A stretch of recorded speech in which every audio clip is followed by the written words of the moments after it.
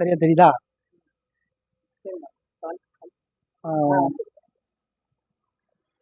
வணக்கம். இன்று வெள்ளிக்கிழமை, தேய்பிறை பிரதோஷ நாள். இன்று சிவனடியார்கள் அனைத்து பக்தர்களுக்கு ஒரு அன்பான வேண்டுகோள். நான் திண்டுக்கல் மாவட்டம் விவசாயம் காப்போம் பசுமை புரட்சி சமூக சேவை பணி தமிழ்நாடு, இந்த ஒரு சோசியல் சர்வீஸ் ஒரு இயக்கத்தை நம்ம தமிழ்நாடு ஃபுல்லாக கொண்டு வரோம்.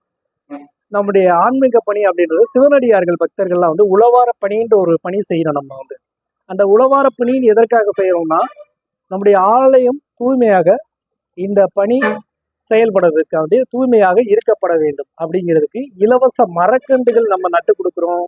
அந்த உழவார பணின்றது நம்ம ஆலயத்தை தூய்மை பணி செய்து கொடுக்கறது தான் நம்முடைய அடியார் பெருமக்கள் நம் இறைவனுக்கு தொண்டு பணி செய்கிறது. அப்படிங்கிறது போல் இன்றைய பிரதோஷ திருநாள் முன்னிட்டு இன்றைய வெள்ளிக்கிழமை நீங்கள் பிரதோஷனுடைய முக்கியமான என்னன்னா, இந்த இளநீர், மஞ்சள் பால், அப்புறம் மஞ்சள் பால், இந்த குங்குமம், விபூதி, தாமரை பூ, இந்த மாதிரி ஒரு முக்கியமான பொருட்கள், ஒரு 5 பொருட்கள் நீங்க இன்னைக்கு இந்த பிரதோஷ நாள்ல உங்க கோயிலுக்கு போய் ஆடியின் முதல் வெள்ளிக்கிழமை, இந்த ஆடி மாசத்துல முதல் பிரதோஷ திருநாள் முன்னிட்டு இன்று சிவத்தலங்களில் பிரதோஷம் 4 மணியிலிருந்து 6 மணி வரைக்கும் எல்லா சிவத்தலங்கள்ல நடந்துகிட்டு இருக்கும்.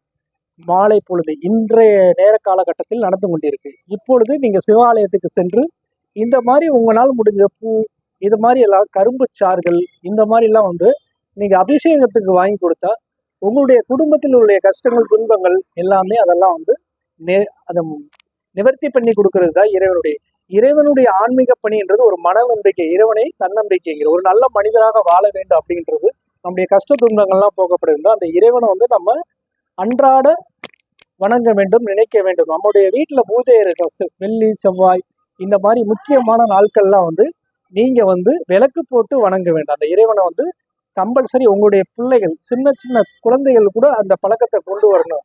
வாழ்க்கையில பெரிய ஒரு முன்னேற்றத்துக்கு செல்லணும். இறைவனை நீங்க நாடுகள், இறைவனை பணி செய்யப்பட போகுது. இறைவனுக்காக சிவனடியார்கள்